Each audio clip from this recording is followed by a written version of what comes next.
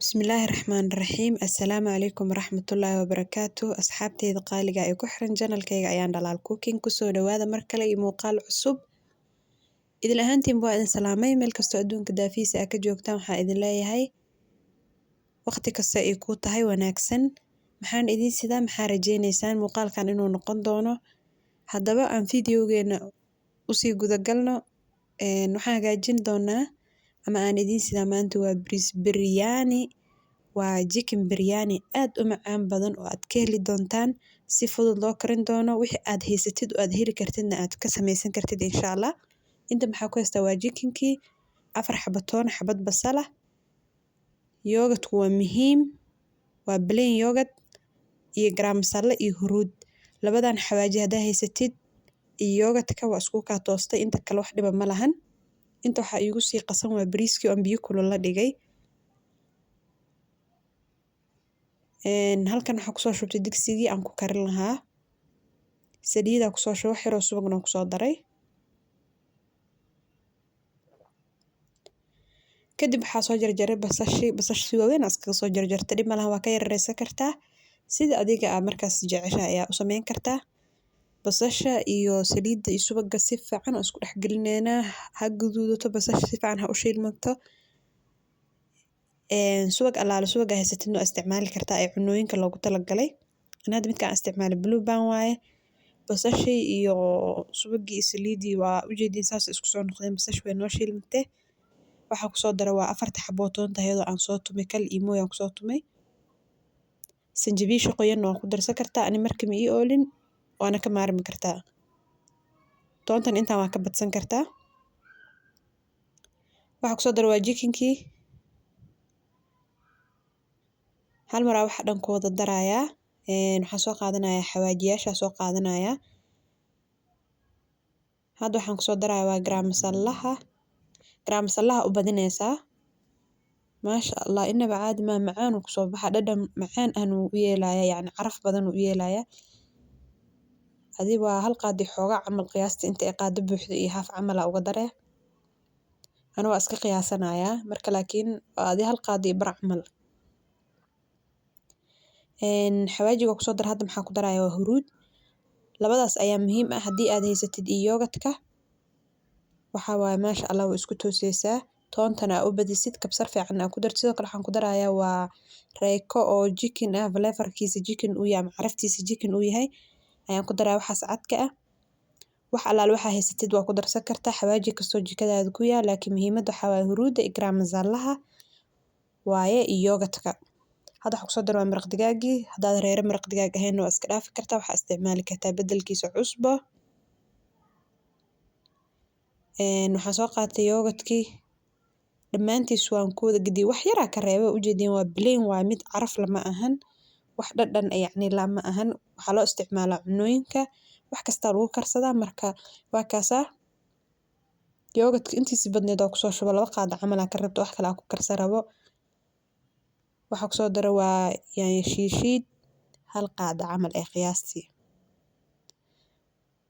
waa taasa wax yar oo biyaha ku daro uu ku bislaado dabkan waa iskaga gaabinaya danahay kala ka qabsanaya bariiskii biyihii aan la dhigay adiga 20 daqiiqo 30 daqiiqo la sii dhigi kartaa marka hadaa inta la dhigtid biyaha waa ka yareynaysaa aad ku karinaysid mar walba hadii 10 daqiiqo uu la yaalo xitaa biyaha mar walba inaad ka yareysid muhiim waa si uu hadhowto bariisku kaaga jilcin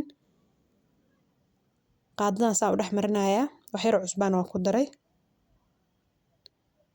bariiska shaqadiisa galeena inta maxaan ku soo shubay waa u jeedin wax yar oo subag ah maanta subaga ka shidan tahay nagu qaata qorfe dhagayare kabsar iyo toon iyo hayl waa iyo basal intaan isku shiileena biyaan ku shubayaa markay biyo soo karkaraan ayaa bariiska ku shubi doona suugadeeniyo noo karkarto noo diyaar wax yar u dhiman dhawaatana dabka dhinacaan noo saaran tahay dhinaca kalena bariiska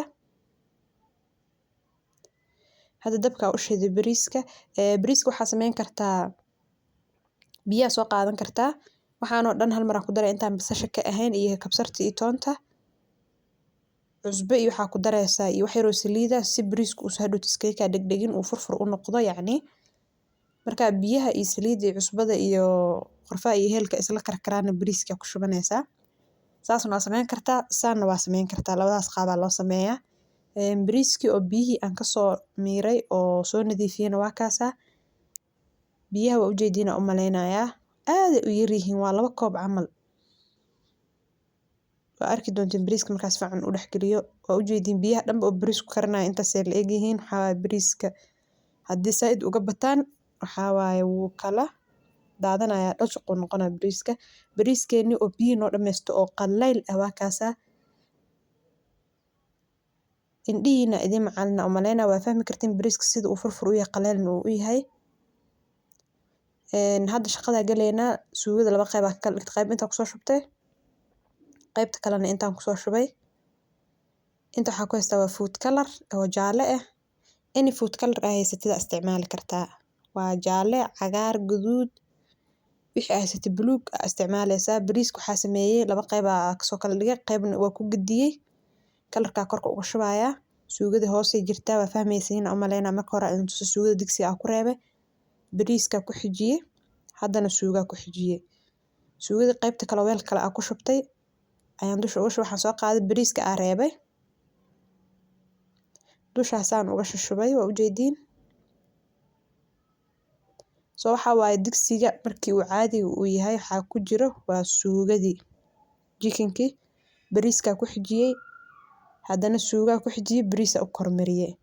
inaa fahmi doontiin aan rajeynayaa. qorfaha iyo heelka iyo dhageerahana ma ka bixinin. markii hadhowta maxaa la dhahaa isku huuro aa ka bixinaya, caraf u siiyana dabka ujeedi meesha u dambeysa u geynee aa u gaabinaysaa. waa fahmaysiin u maleynaa dabka. waa kana bariiskii weli maxaa waaye qoyaankii ma u dhameysanin, wax yaraa u dhiman, laakiin hoos uu ka dhameysto, kor weli ma ka dhameysanin. dabkana waa sidii aan ugu gaabiyey, waa 10 daqiiqo qiyaastii meelahaas aan ku haynay, maadaama bariisku uu hore usoo bislaaday. marka horena biyo kulul aa la dhigtay. aaday u fududa, waxaa waaye waa kasoo tuureysaa qadadan, waqti badan ma qaadanaysa, cashaa ka dhigan kartaa qado. ani hadda time qaday ii tahay. waa ujeediina u maleynaa bariiska hoos wax qoyaana ma lahan. basal aa soo shiishay aa korka ugu sii shubi kartaa. bariiskii markii uu qalalay waa isdhexgeliyey, waa ujeediina u maleynayaa. maasha Allah tabaarakallah, lagama sheekeyn karo. aad u macaan badan yahay. waxaan rajeynayaa inaa ka heli doontiin, idinkana aa isku dayi doontiin, sameysan doontiin insha Allah. bariiskan waa kaasa ismaha haysto, saasuu furfur u yahay maasha Allah. macaankiisana anaa idinka hubo. waxaa waaye xawaaji garam masala iyo huruud iyo yogurt haddaa heshid iyo toon badan aa ku dartid, waxaa waaye maasha Allah waa iskugu kaa tooseysaa. inaba caadi maa, lagama sheekeyn karo. waxaan idinka codsanayaa subscribe, like iyo comment iyo share ayaan idinka codsanayaa. fiidiyowyada inaa ii daawatiin oo channelka kor usoo qaadiin.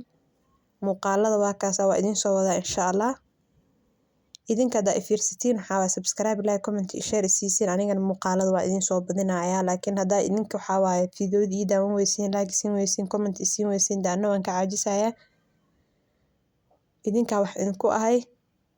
waxaan rajeynayaa muuqaalkan inuu idin cajabiye aa ka heli doontiin. waa kaasa oo soo gurana, anaga waxaa waaye waa laga shaqeynayaa. waxaan idin rajeynayaa insha Allah maalin wanaagsan. intaa haysan Allah siiyo, inta haysatana Allah u barakeeyo. waana ku mahadsantihiin daawashadiina. intaan ku kulmi doono muuqaalka xiga waxaan idinkaga tagayaa sidaas iyo nabadgelyo. wasalaamu calaykum waraxmatullaahi tacaala wabarakaatuhu.